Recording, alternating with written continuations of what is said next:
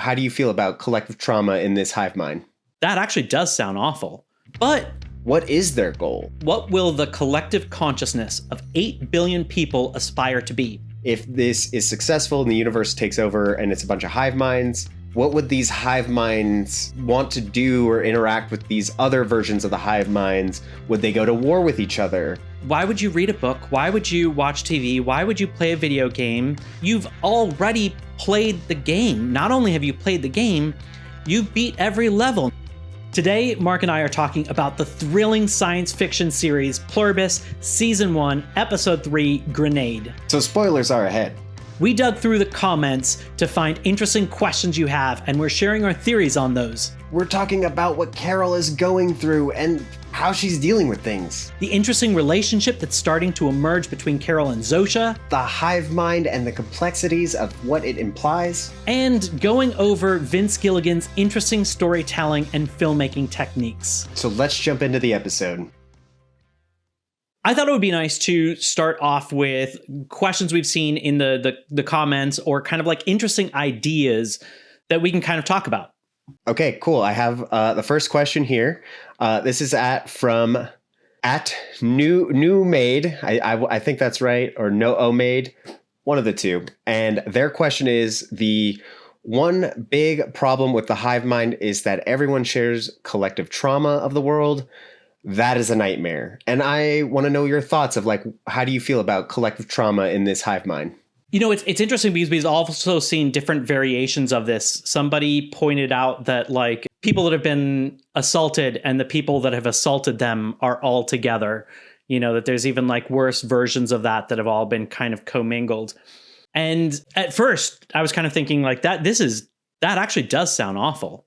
But I do think that while the human experience is like a mix of good and bad, right? You know, like there's all of that. And they haven't just gotten all of the collective trauma. They've gotten all of the best, like collective best moments. Every child that's been born is shared with everybody, like that miracle, every wedding, every like big accomplishment, you know, when somebody has like done something amazing, that's also shared.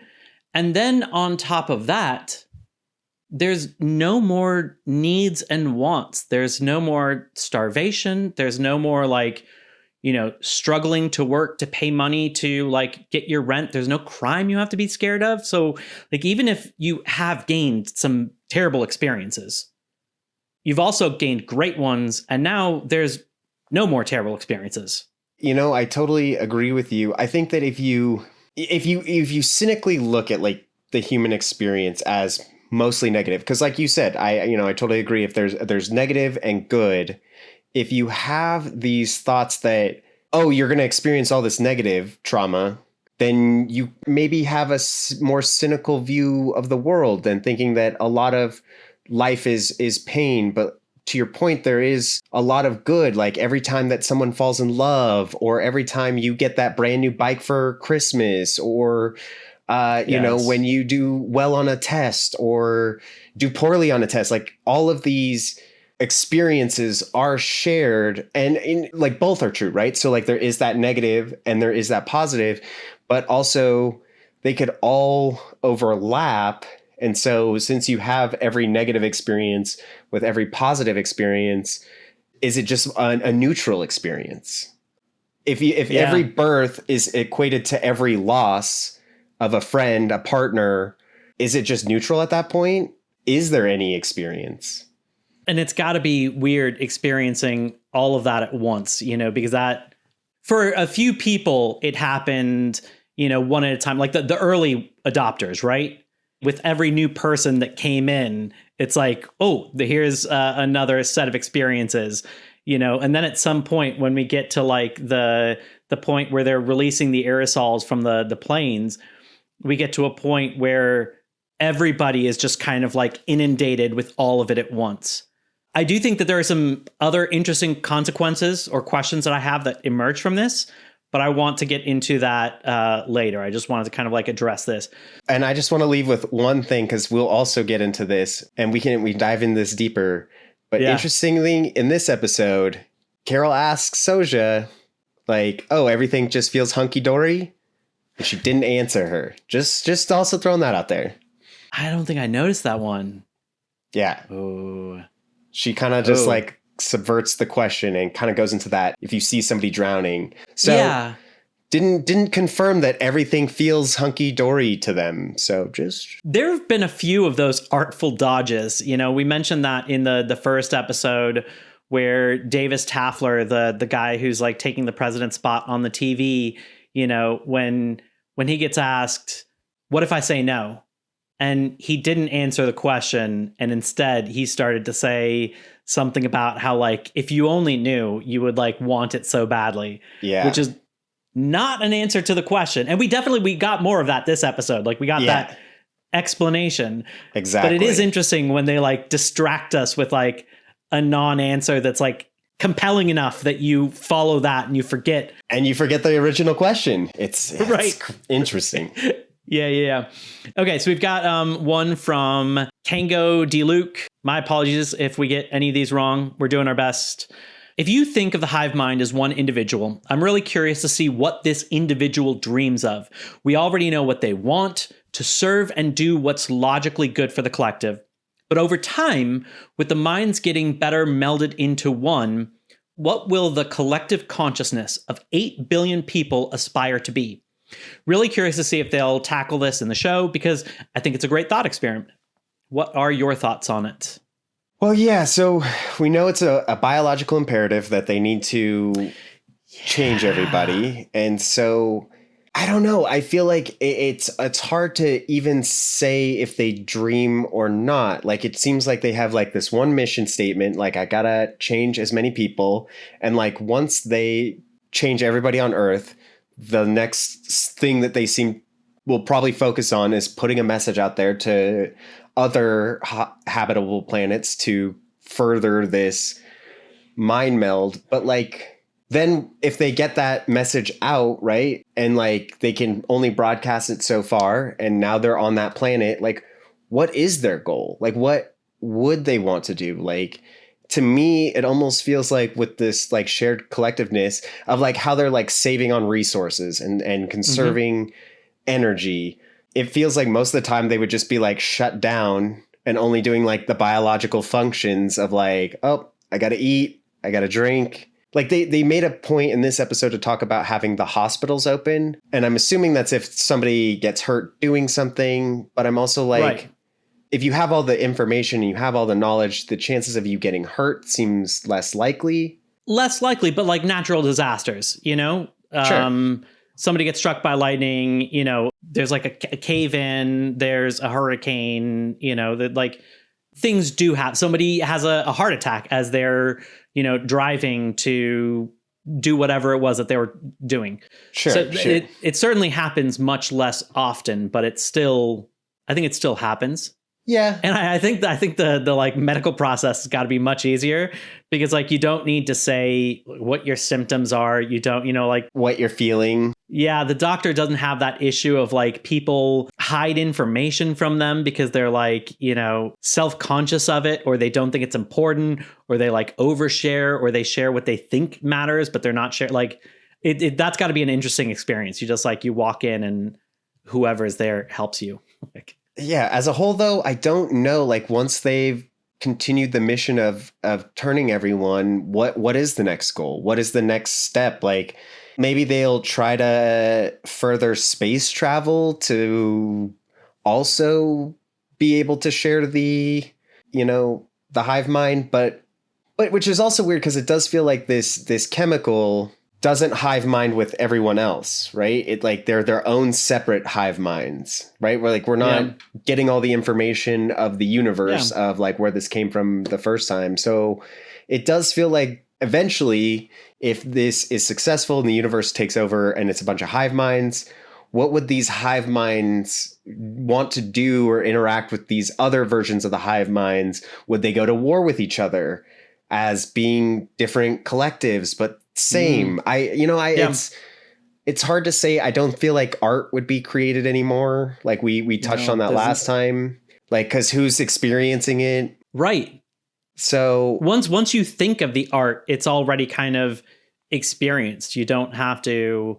And okay, so I think that the idea of a biological imperative has become much stronger here, because I don't think that individual desires matter much. I think in the last episode we talked about the kid. I can't remember what was the mom's name.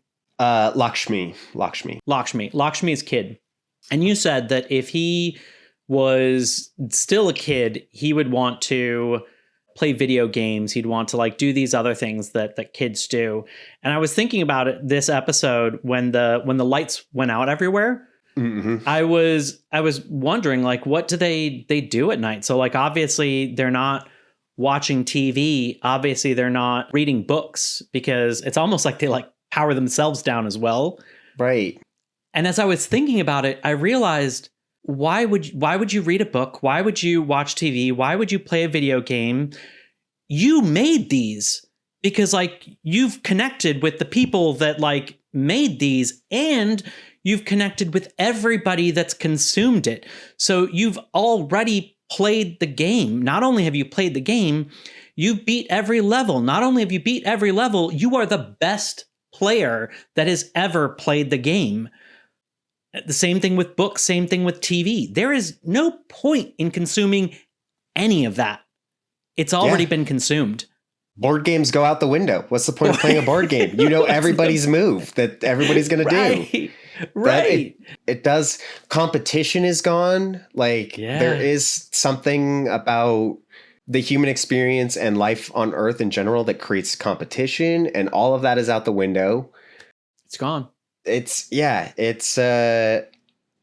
hard to think of what they would want to do. Like it seems great in theory of having this collective and they love each other, but ultimately when everything's done and solved, like what are they doing? What do they do? I think it comes down to biological imperatives. It's survival, and a big part of, since they now can work as a collective in harmony and they don't have individual wants and desires, they can instead just work for the common good. And so to that end, I think they're like really smart ants.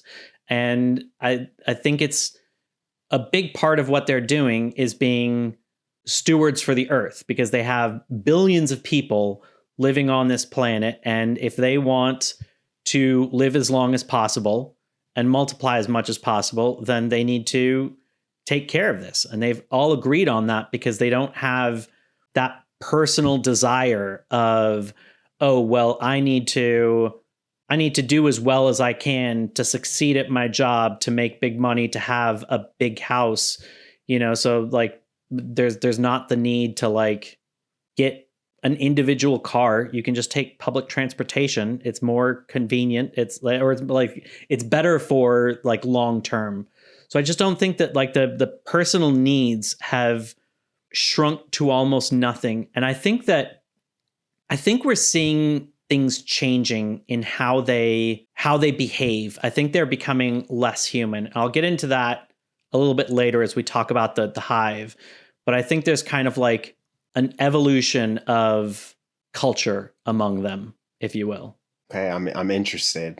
Okay, let's jump into the next question. And so the next question is a question that I had in the first episode.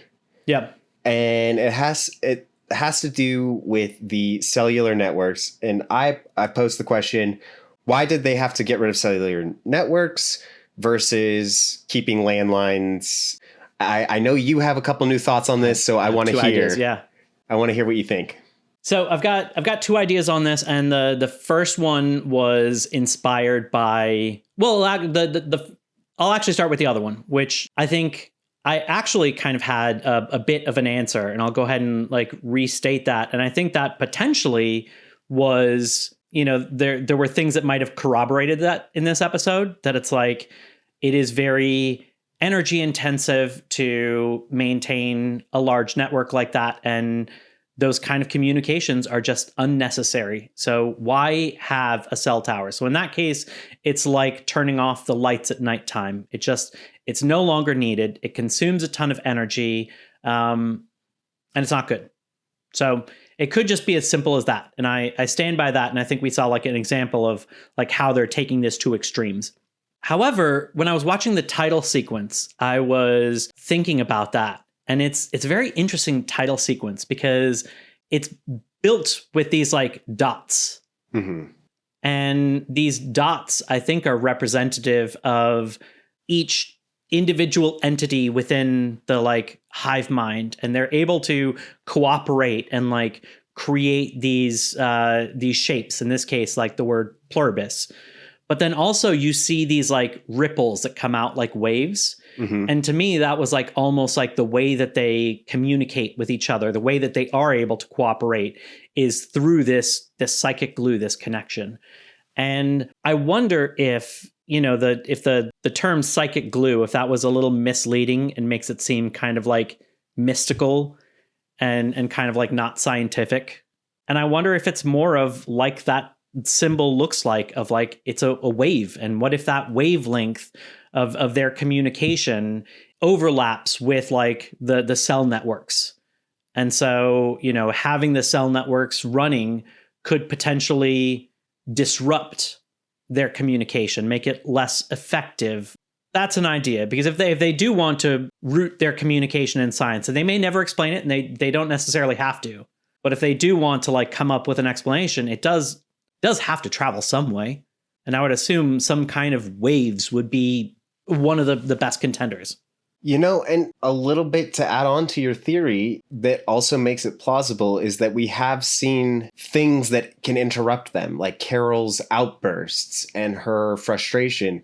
We can see can interrupt the psychic glue or whatever that is. And so, depending on if those waves are that like maybe unseen waves that Carol is producing is creating that interruption in their connectivity that makes them kind of short circuit.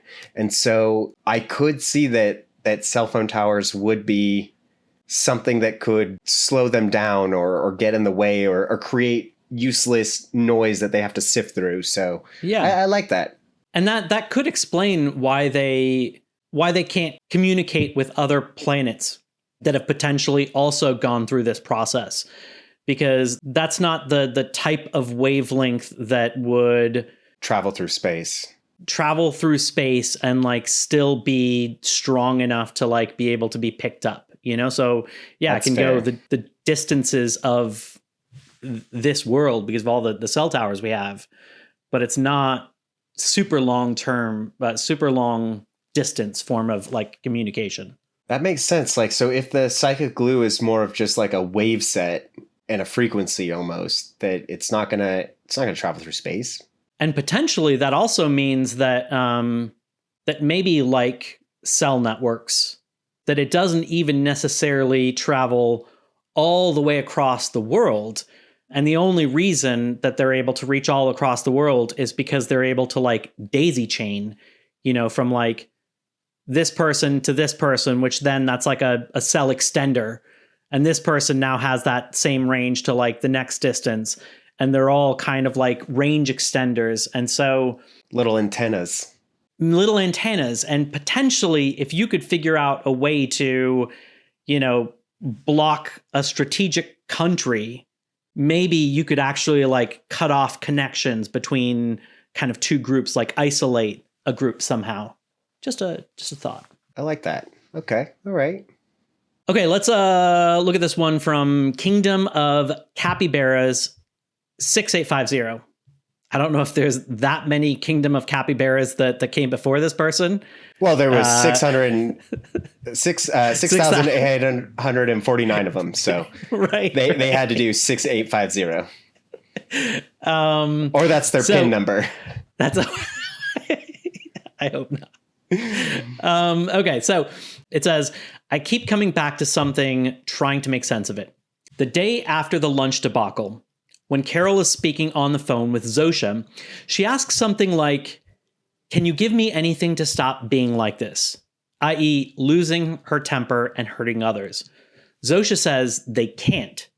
In theory, Carol can ask for anything she wants, including industrial amounts of psychiatric drugs. Is the implication that they wouldn't work, or that the Hive is ethically opposed to medication? They seem to give people as much booze as they want.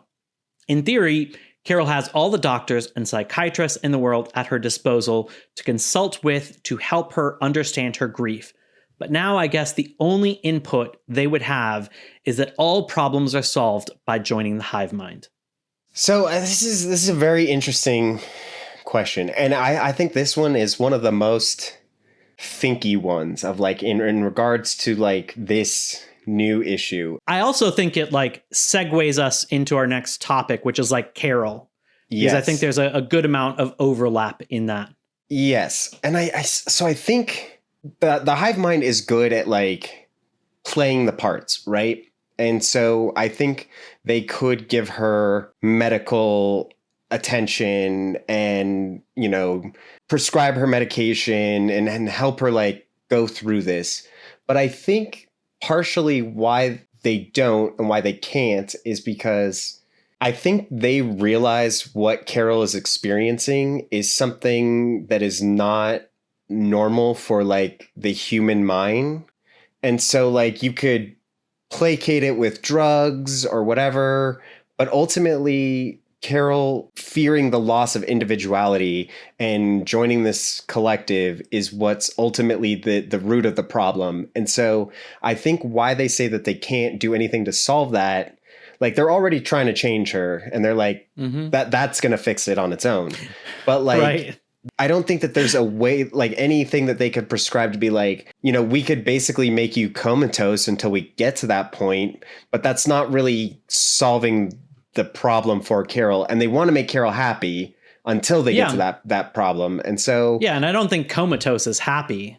Right. So I think that's ultimately why they do not, why she says that she can't help her is that it's not that she doesn't want to. It's just that she knows that as a human reacting to what is happening, there really is no way to make her feel less enraged about it. Like she's going to feel that way. Yeah. Also, she basically already is on, not necessarily industrial amounts, but she already is on psychiatric drugs. We saw in this episode that she is popping Xanax like they're going out of style. And she's, you know, drinking alcohol in order to dull her feelings. And they know this because they know Helen, because they know her doctors, you know, they know everybody else that's been in her life. And they know that that isn't enough to fix that is a key part of who she is this person that she's very complex. Like I really like seeing more of her in this, seeing some of like the backstory, right? I'm so glad we got some more Helen because I feel like Helen was such a good foil to Carol. Like, and I feel like we kind of saw that in this cold open, literally cold open. Literally cold open. Yes. Where Carol is kind of curmudgeon-y, you know, she is very focused on like numbers. She's kind of frustrated about staying in this cold palace, which that does not look appetizing to me. Like I don't want to stay in something that is that frigid. But like I could see the appeal of staying in a place where you have an open sky and you can see the aurora borealis. And so I think I would love to be Helen's travel companion because I was all about that, and some of the other experiences that they were talking about, like, sign me up. But that's what makes it good is that like I feel like Carol is this like curmudgeon-y, like doom and gloomer, everything's kind of bad, and like ultimately that's like her character, and that's why she's so opposed to this hive mind thing. Like she's very resistant to change or being outside her comfort zone. Like why they work so well is like Helen could deal with her curmudgeon-y crabapple-ness, and that Helen is going to force her to have these amazing experiences that she might regret in the moment, but ultimately will look back on fondly. And I loved that we got more Helen. It was great. And I think there is a difference between what she wants and what she is or can do. You know, like we saw in the very first episode when Helen asked her to like answer the one fan question, you know, what was the inspiration for, I can't remember the character's name. Raban. Raban. What's the inspiration for Raban? You know, when she says, do you want to be honest? Would it hurt? And I think that that's, you know, clearly, we clearly saw that with like Zosia, that it was actually a female, and that is something that she is hiding. So it's weird that she like clearly seems like she wants to fit in, you know? So she's like going with the flow and doing what is like what would make her books the most popular. So it's like she wants it, but she can't actually get it. That's not who she is. She seems to want happiness, but she seems unable to necessarily achieve it. And so to a certain extent, she almost seems like the perfect candidate for joining the Hive Mind. Right. You know, if she would like to be able to fit in and be loved by everybody, like that would do it. And I think once again, I'm sure that there's, you know, some kind of like trauma in her past that is like put up these walls to protect herself, where she just sees the worst in everything. And I think that's just like who she is at the core. Yeah, and I do feel like she has a hard time just being happy. Like you were saying, like she was on the bestsellers list, top 20 bestsellers list. Like that's still an impressive achievement. Like it doesn't matter. That's huge. Like I would love if we were on the bestseller podcast list. Right. But, you know, it's I'd still be happy an to be on the achievement. top 50. Yeah, give me top 100. I'll take it. But the fact that she like couldn't even see the happiness and joy of that, she's very much like Eeyore. She's always got this like gray cloud over her. She's kind of doom and gloom. Though, you know, one thing we did talk about before, and we had a couple comments about how Carol's reacting to this. Okay. Right. And she's kind of like unenjoyable and kind of like this. She's not like a hero. Like you're like, oh man, I can relate a lot to this. And like, I see myself in this person. Yes. And some people are saying that just the way she's reacting to this problem seems a little like frustrating to deal with. But to me, I feel like Carol's the only one acting how most people would react to this. Like I do see some people might be like, I'm inclined to want to join this hive mind. But if you think about like humanity and humans, we are so resistant to change. And you're telling me that like you just wake up, everybody's a hive mind, and they can say a couple things and be like, this is great. And you're just going to instantly be like, yeah, in the first day, I trust this. They're placating you. They know everything about you, and so they're figuring out how to make you feel like it's the right thing. You know, with the one mom, her family is pretending to still be her family, even though her kid very clearly is not just her kid anymore. Her kid is everybody and should be doing stuff to like help fix the world, because there's still literally burning fires out there, you know, and like bodies out there, but he's pretending to like fill this role. So they've figured out how to hook everybody. And I think Carol's unique pessimistic viewpoint has made it so that she is so distrustful that even when she sees something amazing, when they cook her the most amazing meals and like bring them to her house, that egg looked perfect under the cloche, you know, like that was, love it. And she threw it right in the trash because she's like, nope, I am not going to take this from you. I do feel like there would still be more resistance. Like, even if they're placating you and telling you all these things, like I could see tons of people agreeing that it is great, but I do think there would be a little bit more, you know, out of 10 people 13 people, I would, you know, it does seem like the guy from Paraguay is going to be a beneficial ally to Carol later down the line, because he does seem like he is the only person that is kind of in a similar mindset as Carol. Yeah. But I do feel like out of 13, you know, it seems like half of the people would be very resistant, at least in my mind, because I do see there's ways to manipulate people. But also, to me, like I could see somebody like my family member saying like, no, it's wonderful, I have all the memories about this person. But then I'm also like, but that's not really you. Like, I feel like as much as I'd want that to be my family, I do feel like I would side more on the viewpoint of Carol and be like, you're good at saying all the things I want to hear, but ultimately, because you could fly the space shuttle right now, because you could do open heart surgery, like, I know you are not you. And like, that would be very off-putting. Like, and I feel like I would be more closer to react how Carol is reacting. But I also think there's a big difference between what people believe on a high level when it is purely hypothetical and what people will do when put in a tough situation. You know, like the trolley problem is a great example of that. You know, there's the whole thing where it's like there's, you know, a train, a trolley, whatever it is that's going down the tracks, and there are 5 people tied to the tracks. And you don't have time to save those 5 people, but you are standing next to a switch. If you pull that switch, the tracks move to the other side where there is 1 person there. Do you pull that, and do you cause the death of 1 person, but in so doing, save 5 people? And there's different thoughts on this, you know, and I think that there's a decent amount of people, not necessarily, I don't know if it's a majority or not, but a decent amount of people are like, it'd be better to save 5 than go with the 1. But then there's these variations of the trolley problem that get to like, okay, well, where's that line? Like, if you think that's the right thing, okay, well, what if the 1 is your mom? Would you now pull that lever? Like, yes, that was hypothetical, but now it's like somebody you know and love.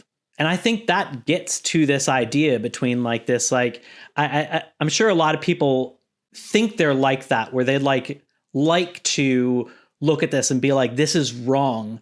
But then being in this situation, it's hard to like see the bigger picture when they're making it seem like the world is perfect and they're trying to take care of you and like doing these things to like coerce you into thinking that, you know, everything is all right. Well, and there is herd mentality as well of like, yes, if you see everybody joining into this thing and you're the 1 person out, like there is something to be like, I don't want to be the odd one out. Like, of course I want to join. And if you're told everything is good, so I can see both ways, but I do feel like there is some validity to Carol's response to all this. I completely think that she is in the right, as you know, curmudgeon-y as she is about it.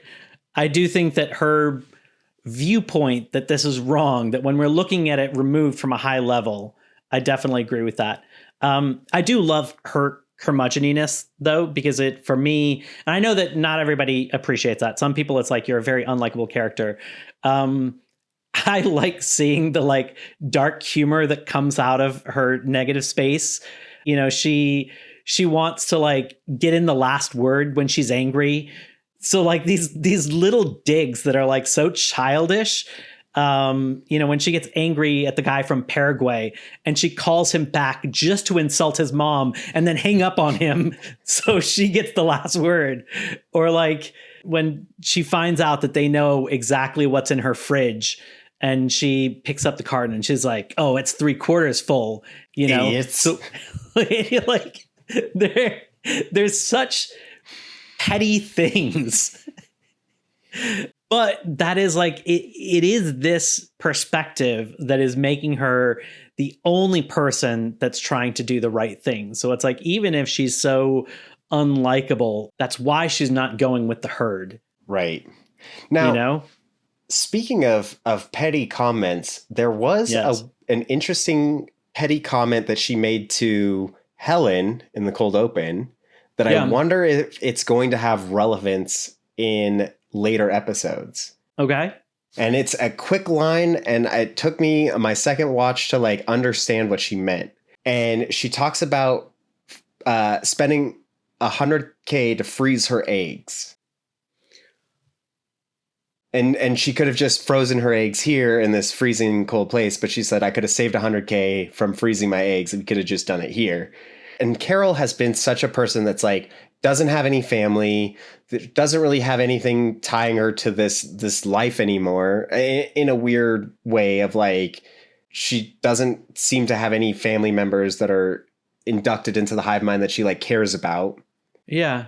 And so I'm wondering if something down the line, if another manipulation tactic that the hive mind uses to get her is to literally take her child, and then they create, they have a surrogate, and her child is in the hive mind, using that to manipulate her into wanting to join. I don't know if that's going to work, but I heard that line and it felt a little bit more than just what it was meant to like be a tongue-in-cheek thing. I think you're definitely right about some part of it. I think it'll come back in some way, whether or not it's like that exact prediction. And I'm so glad you shared that, because I oftentimes will have the subtitles on, and for whatever reason I didn't. And both times I misheard that line and just couldn't quite understand it. I thought she said like ex, like my, ex girlfriend, boyfriend, whatever. Mm-hmm. And it was like, it just didn't quite make sense to me. And I was like, okay, well, I don't quite get this. So I love that. I'm glad you clarified that. Another kind of interesting thing with like her and her psyche, and your shirt, by the way, reminded me of this. I chose my Golden Girls shirt to represent Carol's love for the Golden Girls. I've seen probably every episode of the Golden Girls 2 or 3 times. I used to watch it with my grandma all the time. Love the Golden Girls. I'm a typical Rose, I'm not a Dorothy, more of a Rose. So I love it. So for me, with her watching that, there's like a desire to return to the past, a desire to return to simpler times. I feel like that's part of the appeal, the like the nostalgia of some older shows like that. Yeah, and I mean, like, if you think about like what are you gonna do in this? What is there to do as somebody that's not connected to this hive mind? Like, she's not going to work. There is some weird comfort in, just watching old television. And I love that she had the Golden Girls. So great. There is also like an interesting aspect of like the theme song to the Golden Girls. And I don't know if you know it very well. It's been so long. I haven't watched it like you. So please. So there's a part where she's playing the theme song when Zosia shows up with the grenade, right? Yeah. And it's all about like, thank you for being a friend, travel down the road, back again. And it's this odd parallel between like Zosia and Carol. Like, Carol doesn't have any friends anymore, and Zosia is the closest thing to a friend that Carol has at this point. And the whole point of the theme song is that it's like, you would do anything for me, and the biggest gift would be from me. Like, if you had a party, I would bring the biggest gift. It's like these 2 friends that are like best friends. They do anything for each other. And I feel like there is this, especially since they were playing the music when Zosia shows up, I feel like it's trying to say like, okay, this weird version of Zosia as her friend who will kind of do anything for her. Like, is it the collective hive mind is her friend? Is it just Zosia? Because ultimately every person is the same person, and they would move heaven and earth to make Carol happy. So it's just like I thought it was a very spot on choice to play. They've got a really interesting relationship that's building there. Yes. I don't know if I can quite call it a friendship, but it seems like Zosia is the only person that Carol can connect with at this point, since she's burned her bridges with like the English speakers, right, that aren't connected. And Mr. Paraguay. Yeah, but it's like this, it's such a weird relationship between them, because they can't connect the way that like normal people do. And I think that Carol doesn't necessarily love it, but she's the only one. So it's like, take it or leave it. That's what she's going with. Yeah, but also I found it like, I feel like it showed them like interacting as friends, or what it would like to be friends with the hive mind. And she's like, oh, do you guys drink? She's kind of asking questions like, and we still didn't get a clarification about like how drinking works. And I don't know if I ever saw Zosia take a sip of the alcohol. I couldn't tell if she was just like bringing it to her lips and tipping, but then if she was drinking, it was like, it seemed very small. Right. So it might have been a trick, maybe. I don't know. But either way, like as they were hanging out, it was like, oh, let me take a sip of this. And it's like, oh, vodka is a root word of water from Russia. And whiskey is also a similar root word of water. And it's like, Carol is clearly the dumber friend. And there's like this one friend that's almost like a know-it-all, right? It's like, oh, I know everything. I can like search up anything. I can tell you any information. And it's like, there is something kind of annoying when you have like that know-it-all friend that knows everything. And you're just like, oh, okay, cool. Tell me the interesting fact about this. And it, like, I would find that really irritating if you're just like friends with somebody that knows everything. It's like, I can't tell you anything interesting. You know it all. It's funny because I thought, like, obviously I'm not quite that extreme, but I wondered if I come off a little bit like that because I didn't want to say I it. have I don't want to say it. I'm like full of all of these like random facts, and I'll oftentimes like relate to these like weird random things instead of like having your like typical conversation. And I saw that conversation and I was like, this is exhausting. I really hope that this isn't what people deal with when I'm around. I actually was going to title this section of the video of Mark tells Sterling he's Zosia and I'm Carol, and every conversation we have is the most painful conversation that makes me just want to throw a grenade. It's just random facts. And then like, how do you even... How does a conversation continue from that? Like when somebody brings up a random fact that you didn't know and like you don't know that minutia. So it's like, okay, this is a little bit more alkaline than like your traditional one. Where am I supposed to go with that? Like you're not doing a conversation that can like flow naturally. Yeah, I'm just going to tell you this stuff. That's a conversation. So yeah, it's just a list of facts that like.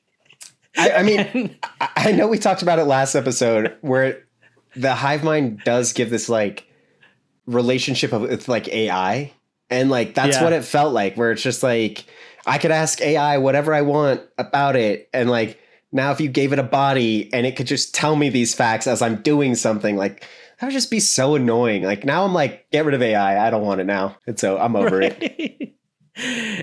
You know, I wondered if part of this is, and I kind of hinted at this earlier, that I feel like the hive mind, the collective, the assimilated, whatever you want to call them, that to a certain extent, they're almost kind of evolving. Like with every minute that they live this life that is completely different from anything we've ever experienced, I think it changes them slightly going forward. And I was thinking particularly about language and like communication. The fact that they have like a direct link to their minds means that there's no miscommunications. You can't lie. There's no need for metaphors because you can understand like both the underlying concept and the kind of analogy.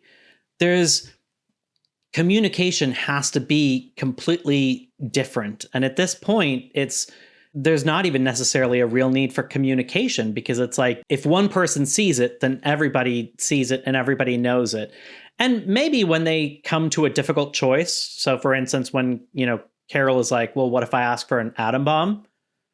And that needs to be something that like, that's a tough one for the neurons to like ping and figure out. And so maybe that involves a moment to like calculate. But beyond that, for the most part, it's like, there's no communication at this point, and that has to change how they like. I think that's part of why they had this awkward conversation because they're not doing it anymore. Wait, which awkward conversation?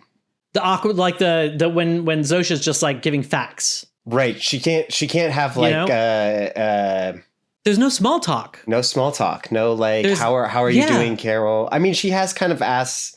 Like on the airplane, like, how are you doing? Do you need anything? But that's more of like, I want to take care of your needs. Yes. But not really like, how's it going? Like, what do you have planned for today? What do you want to get up to? It's very business, feels like business and transactional. Yeah, I think that like there's no need for small talk in this kind of world. Sure. And so it's something that is slipping away from them. I also think that's part of like why they're misunderstanding Carol. Why they still know what sarcasm is, but it's gone from them. Right. And so they're like, oh, we shouldn't assume, and like they're not experiencing it anymore. And so I think that's kind of changing them. And I think that's why they are doing these things that are making them seem less and less human.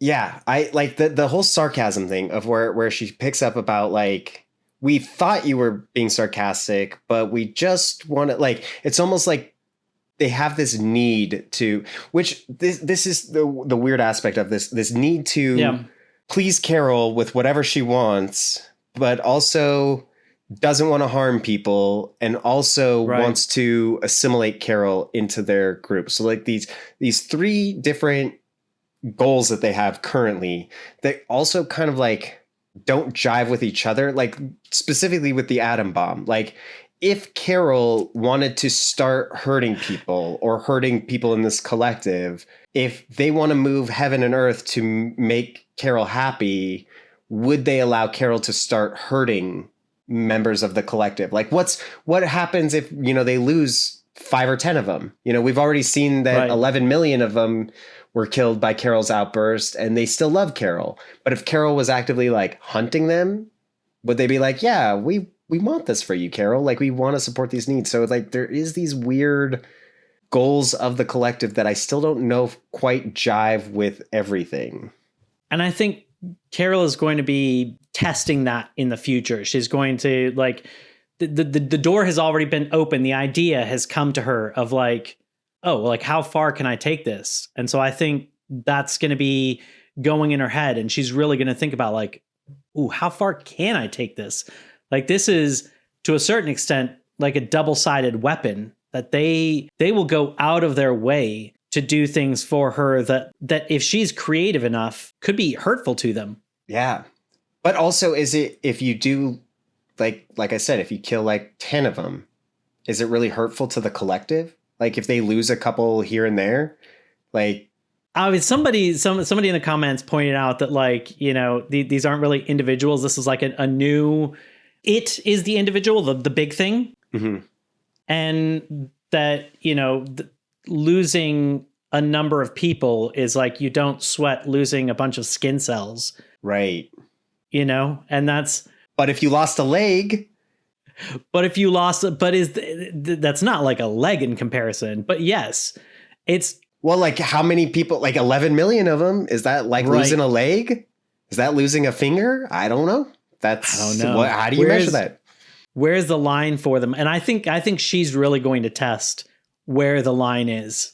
So I think that there is the potential of her testing lines, but I also see this other kind of dilemma that she's in, right? I think that she's basically like, I can either join them.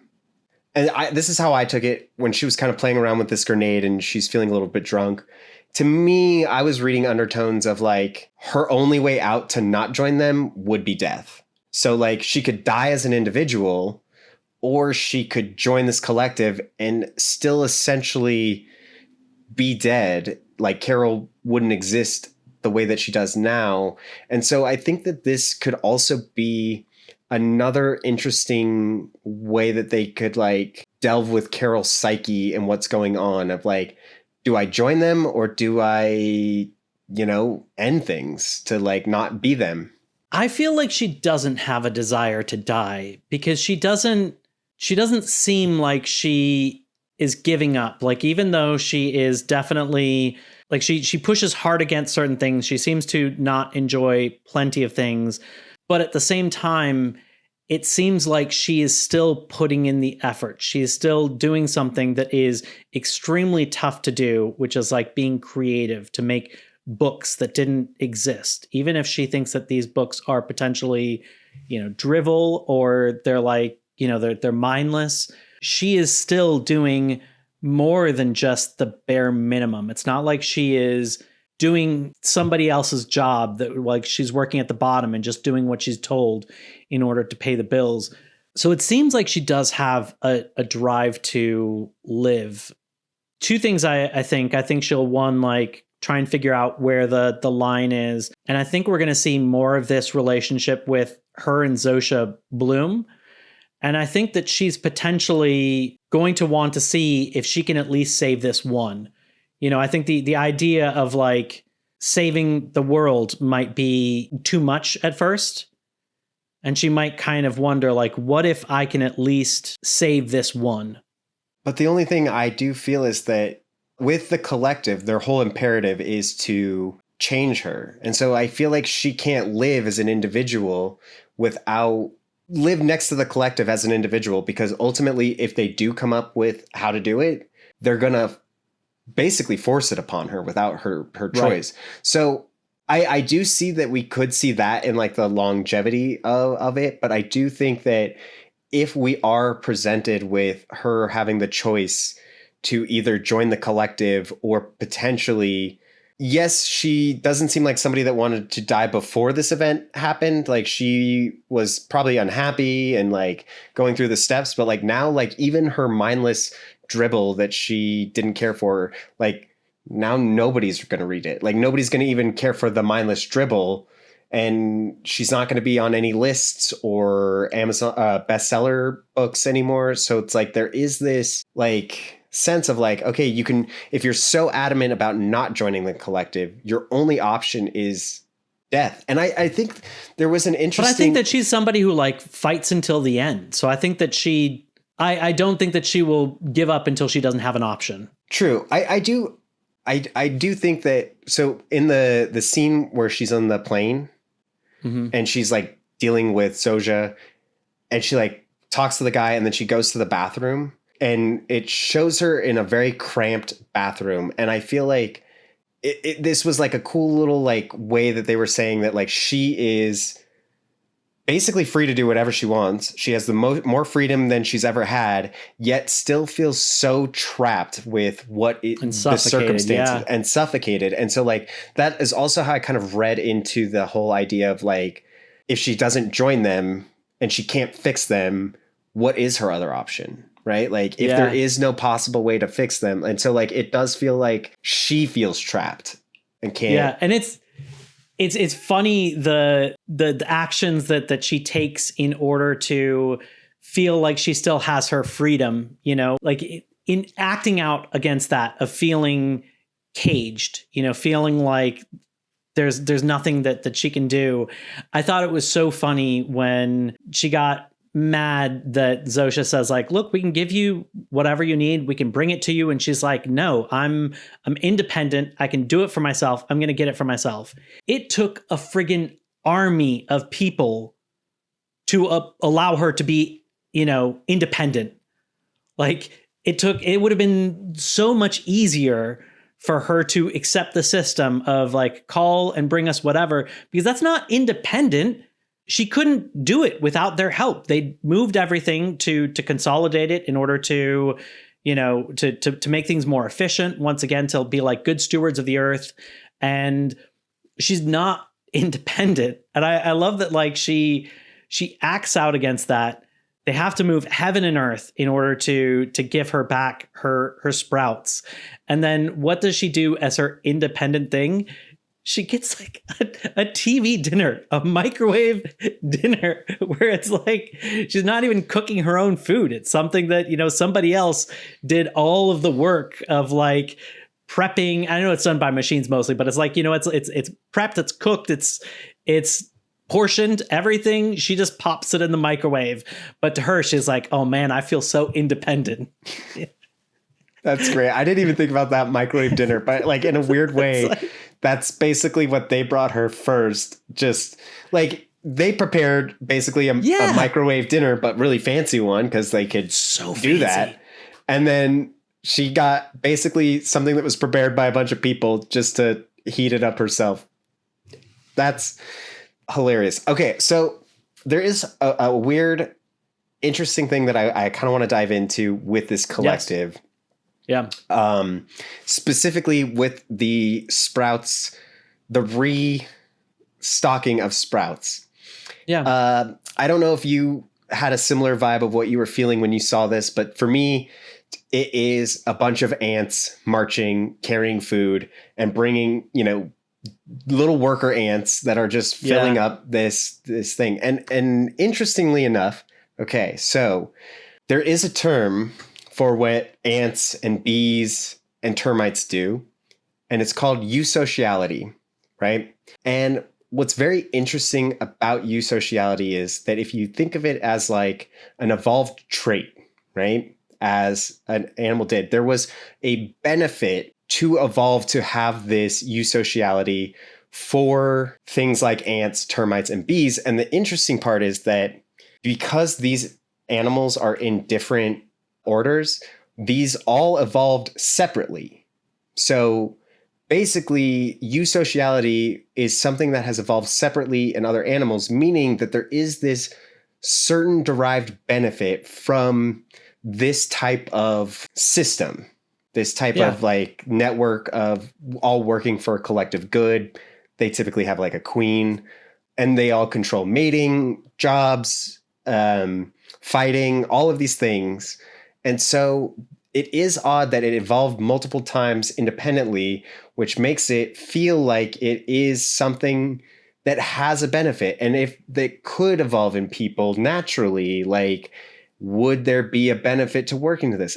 I don't know the answer. I just have questions. That's all I am. Well, I mean, I definitely think that there is. We talked in I think the last episode about some of the benefits, and it's the question was like whether or not we wanted to trade off our individuality and our freedom and our free will for these benefits, because I think that there's a ton of benefits to this. They're going to, once again, like they're going to be good stewards to the earth. So like they're going to be able to live a very long life because they're not going to completely exploit the earth. They're going to be able to reverse, climate change. There's not going to be famine.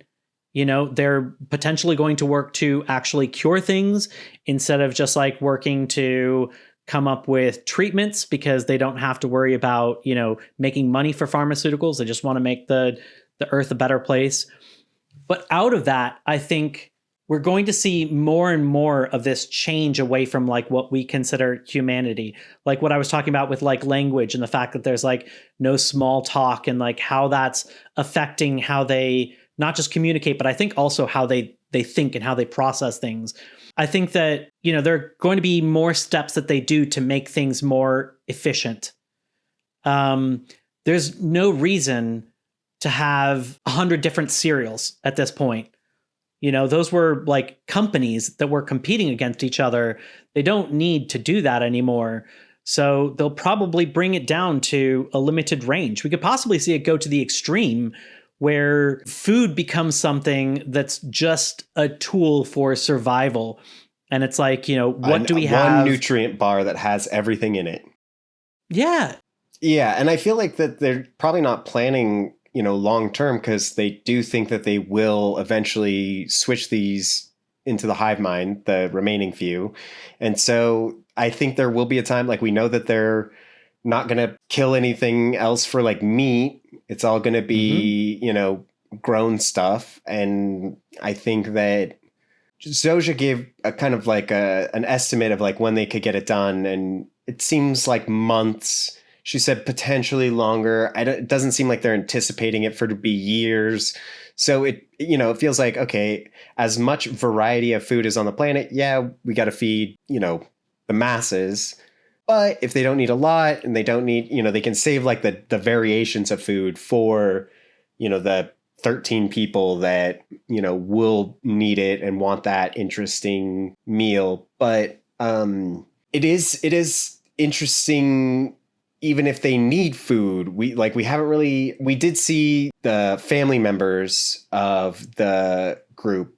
They were served food and it seemed like they had all intention to eat. I can't remember quite off the top of my head if we actually saw any of them take a bite. Right. And we've only seen them drink a little bit. So I don't know what they do need. Like maybe part of this, disease makes them able to process their already used like minerals and oxygen and yada yada yada and nutrients and like recycle them more effectively so that you don't need to eat. We don't quite know that yet. Nothing's really been confirmed. So it could be vastly different. It can be a completely different world that's going to emerge from this. The last thing I kind of wanted to talk about was like the, once again, kind of like filmmaking and storytelling, because I love how Vince Gilligan tells stories. One of the things I really like that he does is making you feel uncomfortable and letting you like sit with it. So it's like there's missing information, there's a weird perspective. He likes to have you in this state where you're like, what's going on? And, you know, you can potentially be proactive and like theorize about it, or you can just like wait patiently for him to reveal, and he may take his time. Like I think about like the opening of the second episode, you know, that whole scene was kind of like, what the hell is going on? Yeah. And it took a while before you're like, oh, all of this is to get this one person to Carol. Right. I love the, like in this episode, I knew it was coming because it was in the trailer, but like when it's zoomed in on the cloche that's over the food, the cloche is the metal thing that like covers food that you see in like fancy restaurants, you know? Thank you, Zosia. Thank you for letting me know. I love like by being so tight on that, and it's weird, right? Because it's like a curved reflective surface, so it like bends all of light around it, and so like everything looks like weird and distorted. And so if you hadn't seen the trailers, it's kind of like, what the hell is this? And it like lingers on it for a moment, you know, and then she like lifts it and you see it's a cloche and you see the food underneath. In the very opening of this, there's like super tight shots of the ice. Mm-hmm. And you don't know what it is. There's like this interesting texture to it. It's like a really interesting color. I like that. I like that it like makes you think, it makes you ask questions, and it's willing to like linger on things. It seems like the opposite of like TikTok. It's not like jumping on to the next thing. It'll oftentimes hold on things for prolonged period of times and like really force you to hold that space and like process it.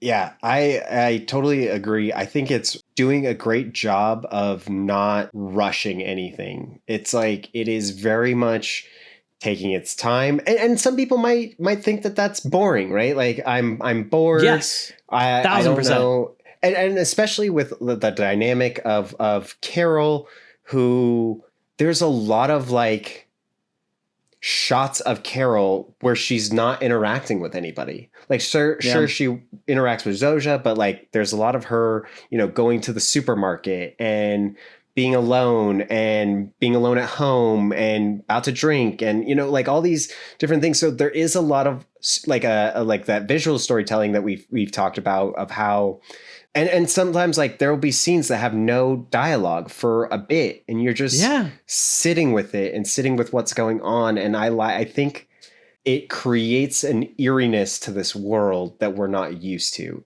And that I can definitely see what you're saying of like, that's not everybody's cup of tea. You mentioned, you know, Carol not being likable. If you don't like her and you aren't invested in her, then a lot of this like slow storytelling can just feel glacial in its like pace. You know, it can.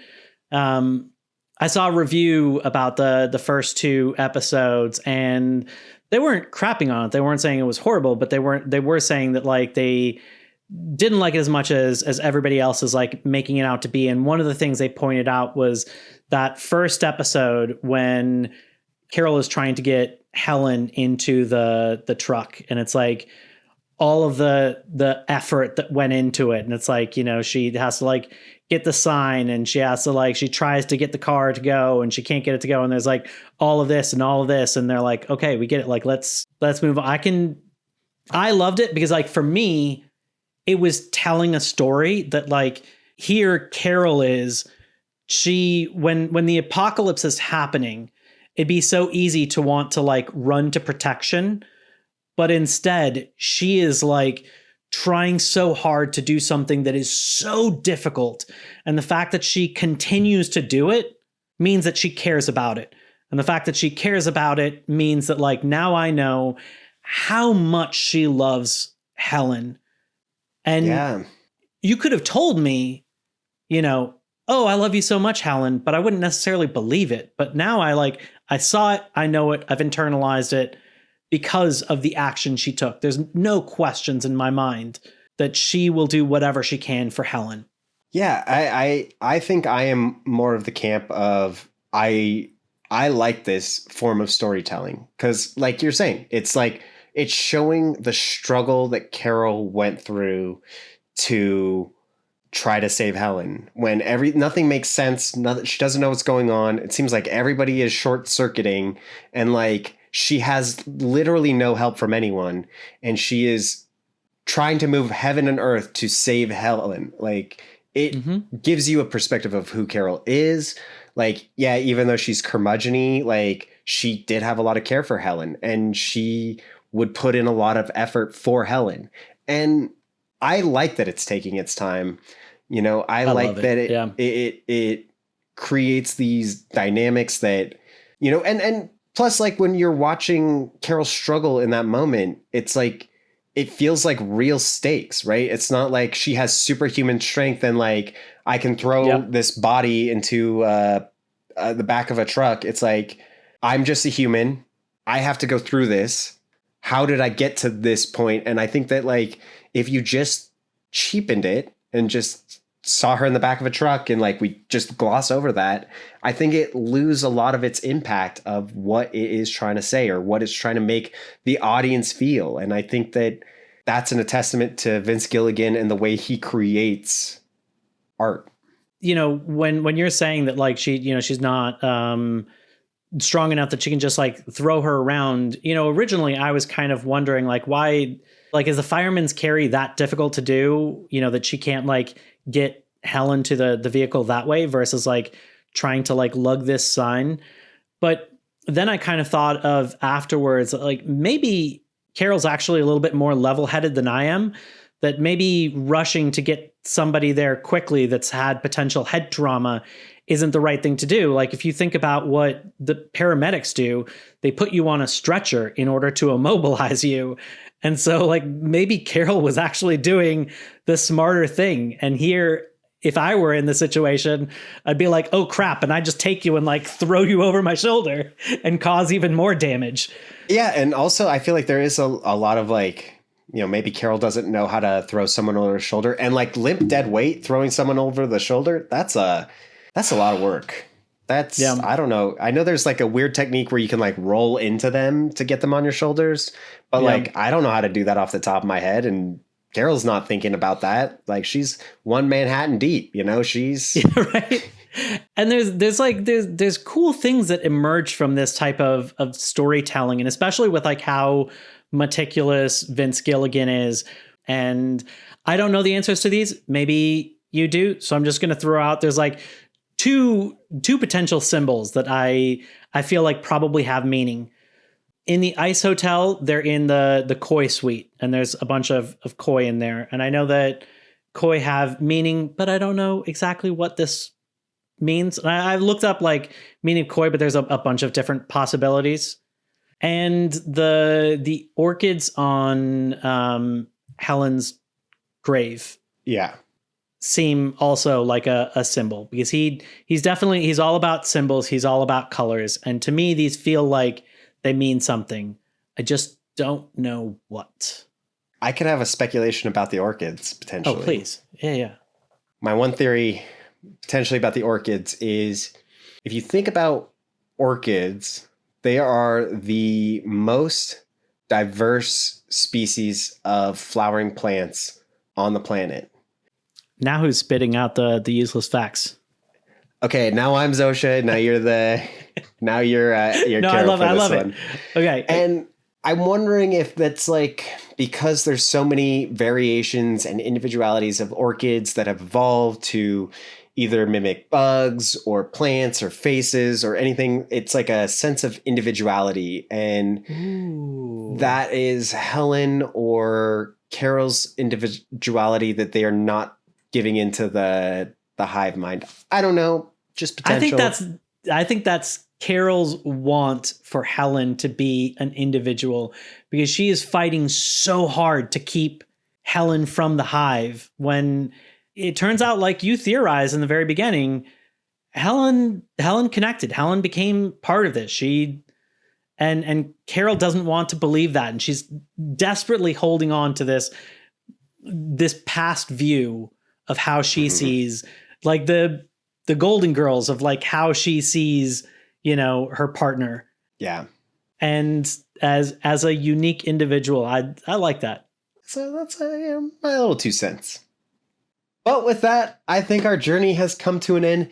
Thank you so much for joining along with us. Again, if you liked the content that we're giving, a like would be appreciated. And if you want to stay up to date, just hit that subscribe button and we'll be right in your feed. We do have a live show that we are planning to do on Monday, November 24th, 6:30 p.m. Pacific time.